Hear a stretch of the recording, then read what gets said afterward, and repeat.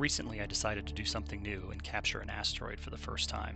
My target of choice was Vesta4, the second largest asteroid in the asteroid belt. I captured 7 hours of 4-minute captures and animated that, and in the process found something I didn't expect to find, a much smaller asteroid.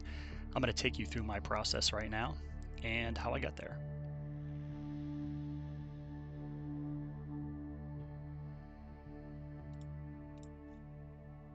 As with any session, it starts with some planning. I like to use telescopius.com. I'll make sure I put that in the comments. They do have a comets and asteroids section, which I haven't used before, and it actually worked out pretty well. The first hit for me was Vesta4, and it has a very high magnitude, as you can see, 5.9. If you're not familiar with the magnitudes, 6.0 is the naked eye limit for dark skies. So it's actually a pretty good target. It's going to be very bright, especially with a telescope. You can see that as you get brighter and brighter, you end up in the negative side. But 5.9 is going to be fantastic viewing for me. So as I look here, the other thing that was great about this is that it was going to be available for just about the entire night from my location. Feel free to come here and look around, find your own target. There's a number of comets and asteroids, so it can be an interesting place to start. Now, a little bit more about Vesta4. Vesta4, you can feel free to go to the Wikipedia page. It's very well documented. It is huge. It is 326 miles in size. It is also the second largest asteroid by mass and volume. And the other thing that's really interesting to me is that it's so well documented because NASA's Dawn spacecraft orbited it for about a year, and we have a number of photos and videos of that particular object. So it's something you can capture and you can continue to learn quite a bit more about, even though it is an asteroid. If we scroll back up here, you'll see that there's actually a full rotation video, which is very interesting. And to think that we are going to capture the light reflected from this rock hurling through space just completely amazes me. But that's our target, that's our goal, and that's what we're going to set out to do. So what we need is the right ascension and declination coordinates, and what we'll do is we'll take that information and I'm going to plug it into Nina, which will be my acquisition software for the evening. So I'll take those two pieces of information, I'll go to the framing assistant, and I'll go ahead and enter that data into the RA and DEC locations, and then I'll load that up, and I'll use that so that I can plate solve that location. So I've captured my data now. On March 8th, I captured a number of frames, a little over 7 hours, 240-second 4-minute frames, -15 Celsius, using my ZWO ASI 1600 mm with just a luminance filter. I ran that through about 5:40 a.m. You'll see here shortly I had to lose some of the tail end of that. I had a lot of sky glow in the early morning, but I ended up with about 7 hours of total images, and that's what we're going to work with here shortly. So first I'm going to go into PixInsight and look at a single frame. Before I do that, I'll load up some basic process icons. I may do a video on this at some point. I've got a number of icon sets that I like to use. Sometimes I use them, sometimes I just use it as a path to keep me on target as I go through my typical processing. Now, processing asteroids is a little bit different, so we probably won't use too many of these. So let's go ahead and open one up. We'll open the first one of the night up and see what we got. Now at 240 seconds, even unstretched, we've got a lot of light. And the question is, where in here is Vesta? Initially, it's something, depending on if you're monitoring your acquisition or not, you may not know. So we're going to go ahead and calibrate all of these images, but first we're going to double check and see what we've got. So we'll go ahead and blink them to check the output, make sure there's nothing too bad that we want to throw away, and also to determine if we do see the movement we expect to see with Vesta4. And then we'll go ahead and blink them. Now we're going to use 0.05 seconds to do the blink, so that's 20 frames a second. And you can see now I did have a meridian flip in the middle, as to be expected, and you'll notice at the end I've got a lot of washed out frames. So we're going to lose those, but you can see I do have movement. I've got some satellites and things. I'm just going to leave them in the animation. I'm worried that if I take those out, Vesta4 may seem a little jumpy, so we're going to leave those in there. So we're going to identify, our bad washed out frames here. We know they're the end of the night, and we'll just step backward until we find our last good frame that we want to use. So there we go. So we're going to go ahead and get rid of these here. So 86 through 96. If you haven't done this before, you can just select that group of them, select move. We can make a folder. So go back out to our working directory structure here, and we'll just make a folder here, a junk folder.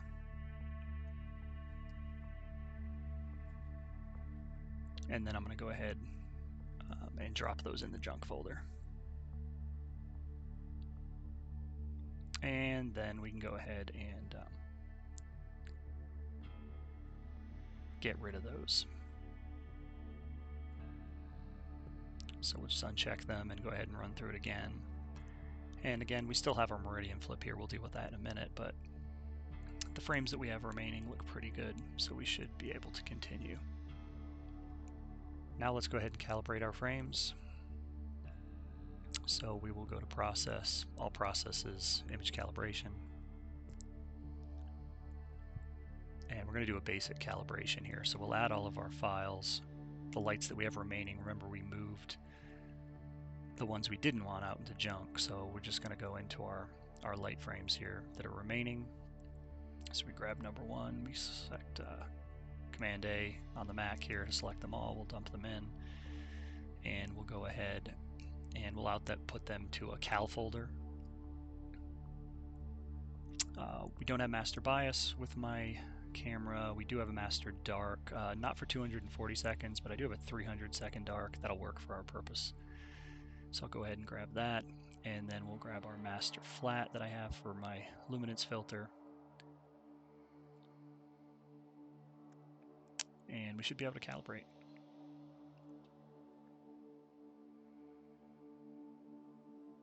Now I'm going to speed this up for us here.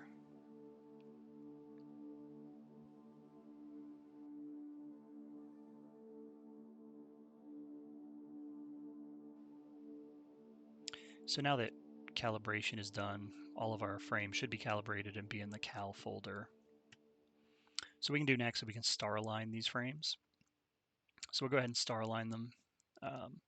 We'll just choose any one of these to be our reference. So we'll go into our cal folder and we'll just grab one. Just grab the first one. It'll be the easiest one, but so we'll grab it and make our reference frame. Now we're not going to drizzle. We don't need to make this any bigger. And then we'll add the rest of our files from our cal folder. We'll output this to a reg folder. So we'll go back and create this reg folder.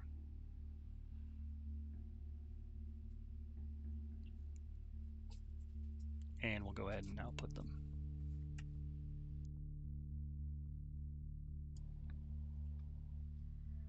So you can see I have 40 Xeon cores in this box, so it tends to go pretty quickly, but either way, I'm going to go ahead and speed this up for us.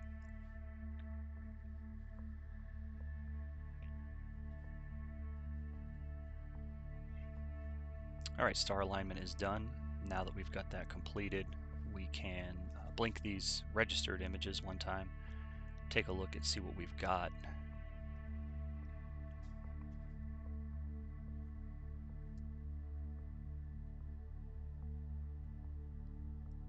Alright, so first glance,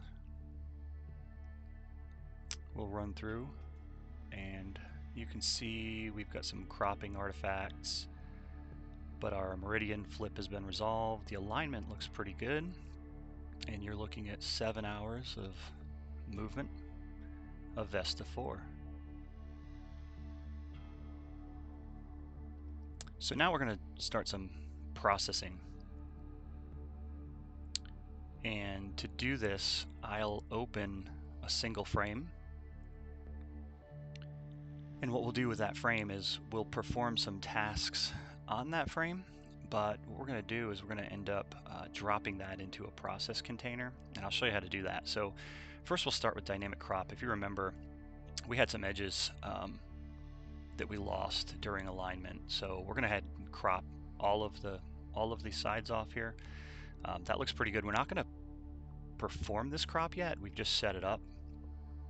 Now what we're going to do is we're going to go and open up a process container in PixInsight. So what we'll do is use this process container to bundle up all of the processes we want to perform on every file, so that we can do it all at one time, sort of as a big batch. So we'll go ahead and commit this now. So we dragged it into the process container, and then we did commit the crop to the single frame, just so we can continue to monitor what that looks like when we move forward. So now we'll do some background extraction.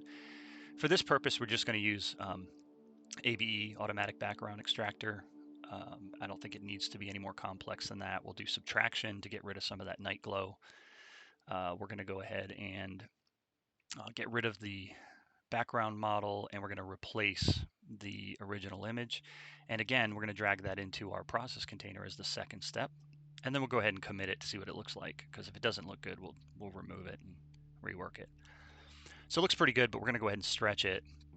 Take a look at what it comes out as when it's stretched. So it cleaned up a little, lightened it a little. It'll certainly help our animation. So that looks pretty good. Again, we're going to have to go single frame by single frame. So there's only so much we can do with noise, since we're not stacking images when we're performing this animation. All right, so now we've got our process container here with dynamic crop and automatic background extraction. So we're going to drag that to the desktop and name that.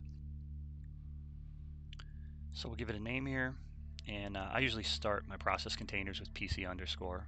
So we just do PC underscore to do all. So it's important to understand that the image you see on screen here has been modified on screen but not on disk. We still need to modify all of the actual image files located in our reg folder. So what we're going to do now is create an image container. We'll open image container, and then we'll add all of these reg files to it. And you can see we only have the ones we've selected, the 85. We lost 10 earlier on in our processing. We'll create an output folder here. This particular output folder we're going to use to create our animation in PiPP. So we'll go ahead and create a folder here for that purpose.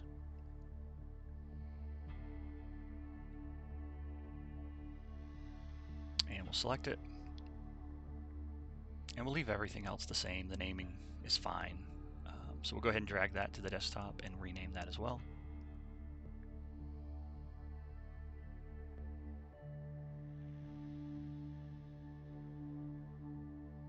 And now that we've got that renamed, we can close it. Okay, so now we have a process container that has our two processes and our image container that contains our files and where to output them. And we're just going to drag the process container onto the image container.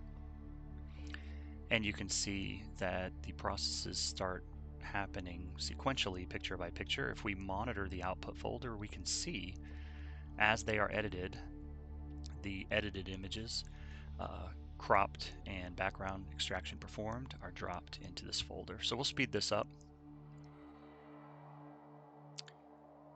And now that it's getting pretty close to done, just a little trick here. If you would rather, you can sort by name, and notice they'll start popping in at the top. It's a little bit easier, especially if you have a lot of images. So we've got a handful left here, and we'll let the last 5 finish.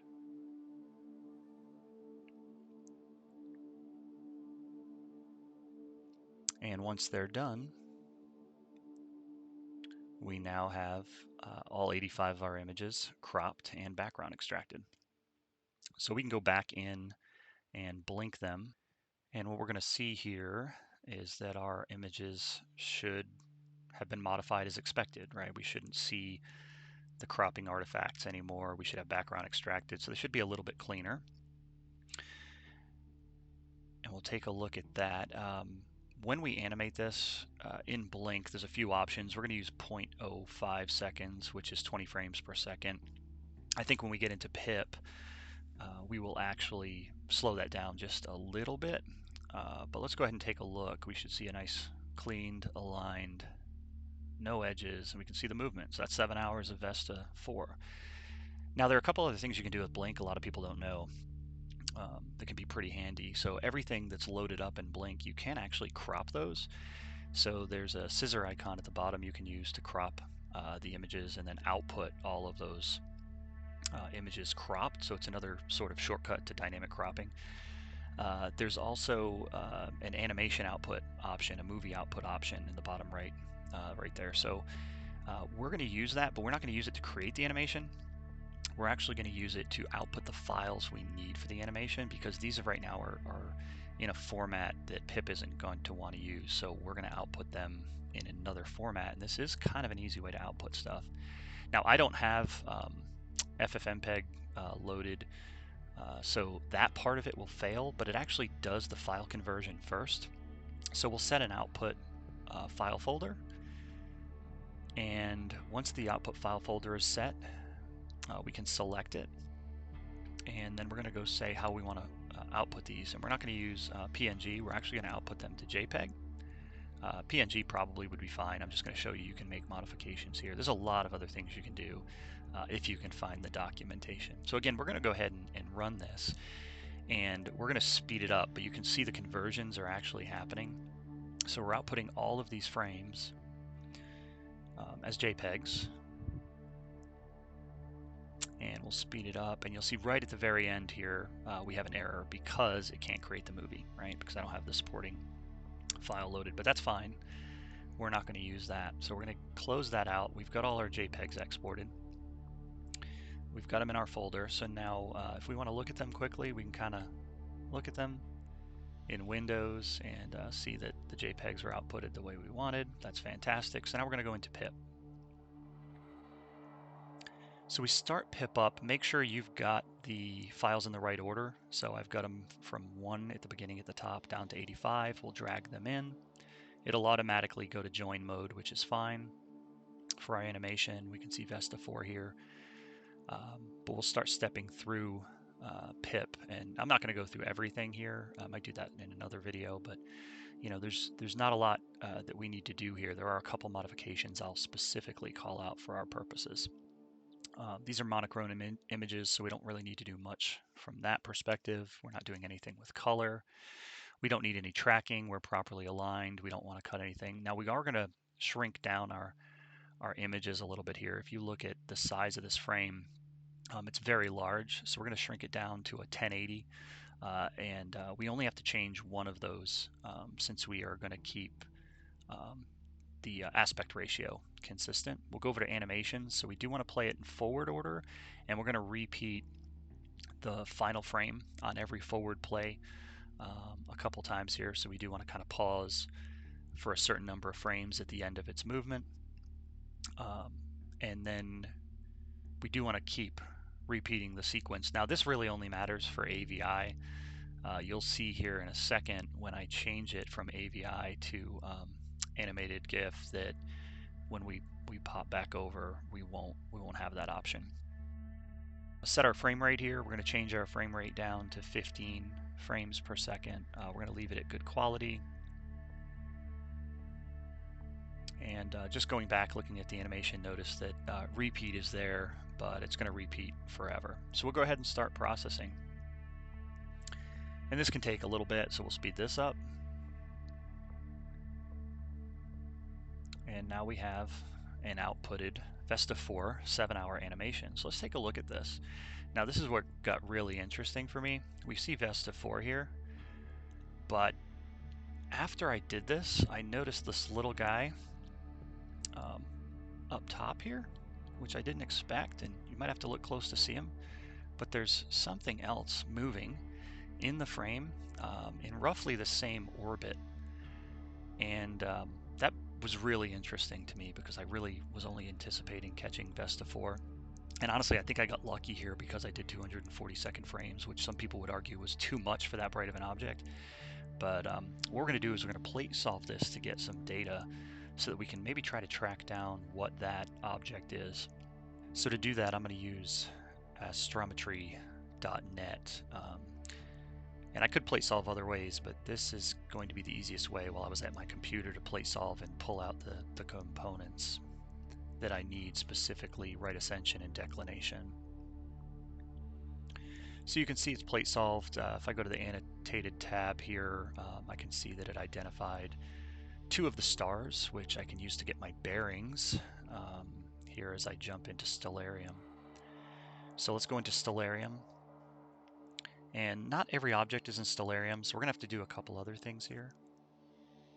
So we do have to note our date and time for the image, because we're going to have to go back in time a little bit in Stellarium to make sure we've got our bearings correctly, especially with the speed at which Vesta4 is moving. So we're going to go back to March 8th, and I'm going to go back to 9:41 p.m. This is Eastern Time, US. So we'll go ahead and move it back so we can have a match on our parameters here. So now that we've got the time right, we can look for Vesta4 and see if it's in the database. You can see it's already listed here. Obviously, I did this search before I recorded the video, but if you just search Vesta4, it may not come up. It depends on how it's in the database. So searching simply Vesta does find it, and it will locate it in the night sky. And again, we're back at the time of that image 1. So we'll zoom in, and we'll try to get our bearings here. So we can see Vesta4 is there. And now the question is, okay, well, where are these stars? How are we rotated? So let's look up 97457.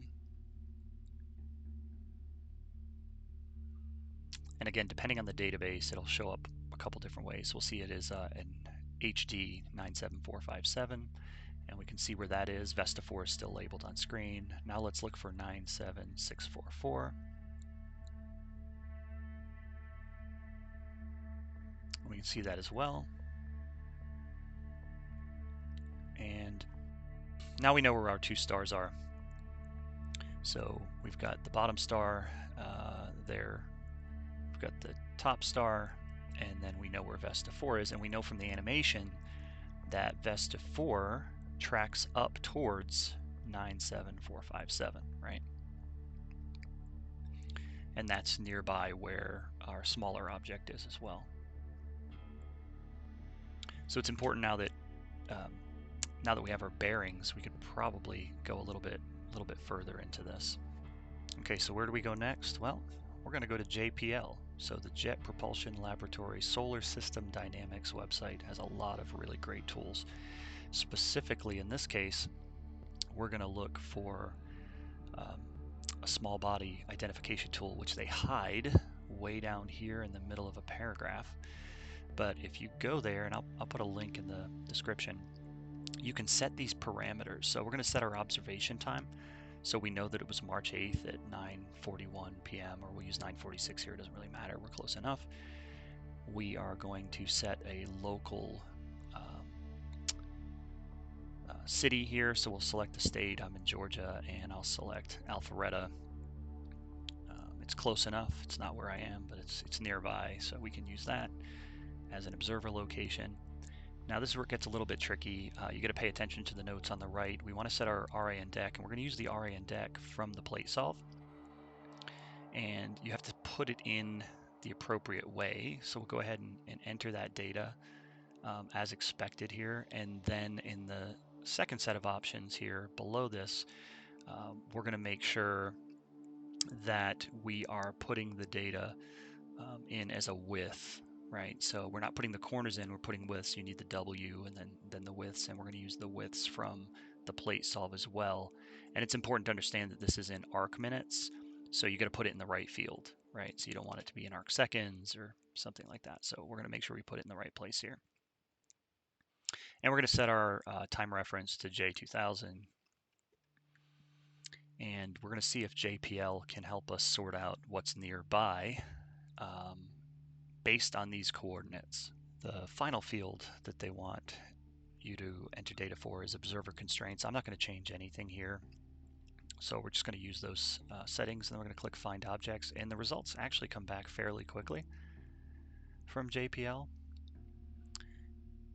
considering what it's searching through and searching for. And you'll notice here we've got our output, and at the bottom of the page we actually have 5 objects that were located, their coordinates, magnitude, etc. And we can see Vesta4 is way up top, and then we've got a couple others here, and the real question is, well, what are we going to use, right? Which ones are important to us? So looking at these coordinates, we're going to look for something that's close to Vesta4 because we know Vesta4 is in the image. And looking at that, there really only are 2 that work. So we see the bottom 2 are nearby enough. The others have right ascension that's pretty far away from Vesta4. So now we need to look at these 2 and see where they actually fall. And the way we're going to do that is in Stellarium, but I mean, look at these magnitudes, 15, 16 magnitudes, pretty impressive if we caught that object at all. So we're going to go try to search for this, and notice when I do my search, it's not there, right? It doesn't come up. So there is a trick to getting that to be added to Stellarium. No matter what we do, it's just not there. So what we're going to do is we're going to go into the configuration for Stellarium and go to plugins and go to Solar System Editor.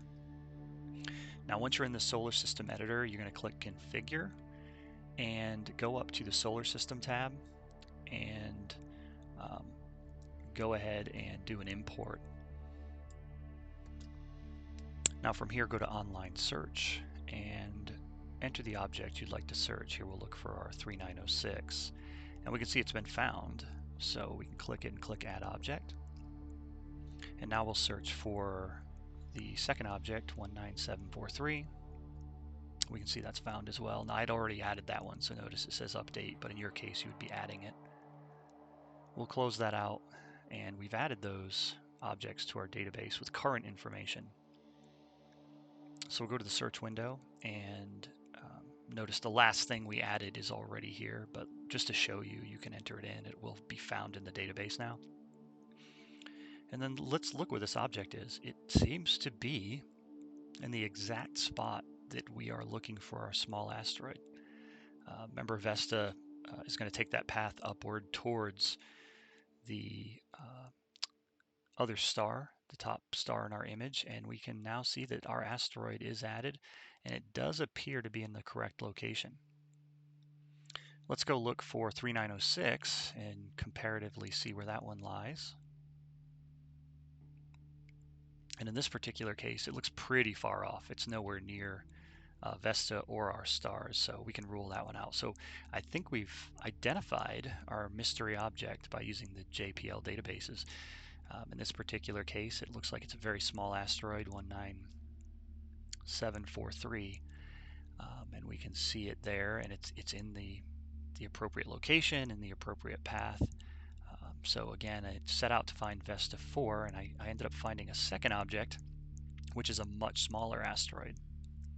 So we can look at this data a little bit further as well on the JPL page to try to identify, a little bit more information about it. And I'll just show you a little bit of that here, just so you can see the type of information that JPL page provides. So if we click on our asteroid that was located, we can get a lot of other information.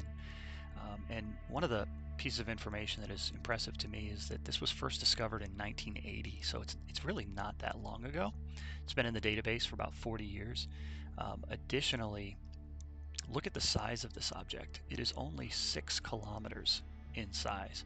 To think that we've captured that over 7 hours, to me, is impressive. You can also look at the orbit, so we can see the orbit of 19743 and where it lies in the asteroid belt right now.